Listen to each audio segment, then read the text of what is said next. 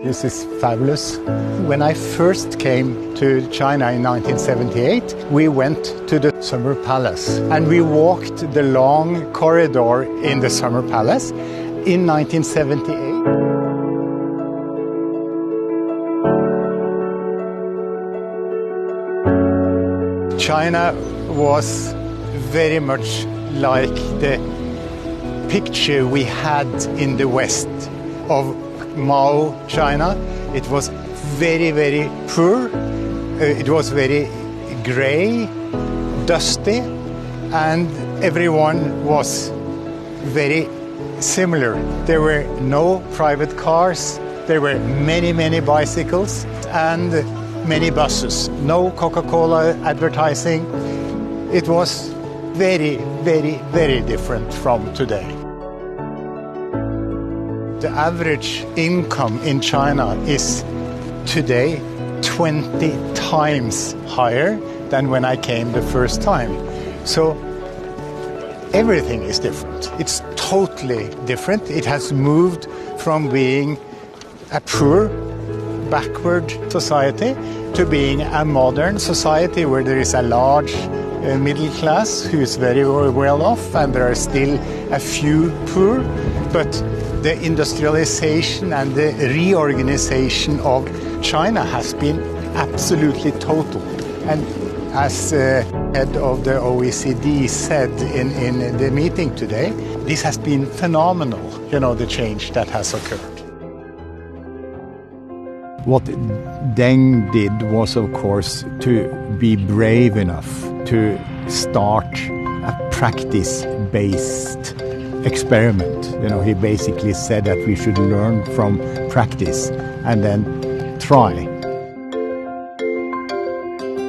It was very impressive that he managed to convince everyone to join in that effort, and now we know that it did succeed. The most important lesson one can learn from the last 40 years is the fact that it proves that the Chinese system of governance is capable of removing poverty much better than any other system of governance in the world.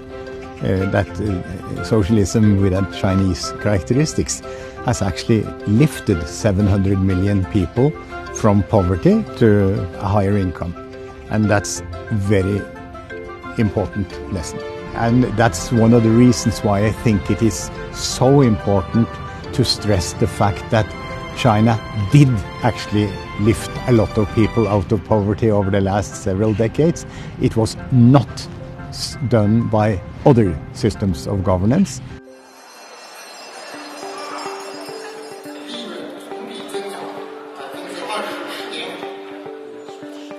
I should have said one of the main reasons my areas of work have been, of course, in environmental protection. I was the Deputy Director General of WWF, the Panda organization.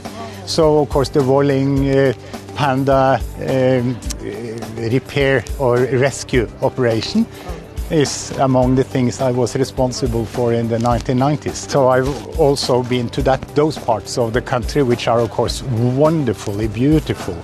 The natural beauty of China is just what President Xi said, the green mountains are mountains of gold. And I'm very, very happy to see that the focus of the Chinese government on reducing greenhouse gas emissions have increased steadily over the last 10 to 15 years, and that now China is basically the global leader in cutting CO2.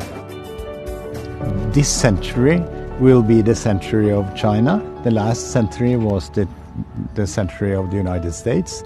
That crossover point might have been in 2017, and that this is as I expected. And I'm very pleased and very proud of China that in Davos, President Xi went out and said exactly what should be said. That it is important to stick together, and to fight for the future of mankind as one unit rather than, scrabbling between the nations. You will succeed. China will be a great place in 2050.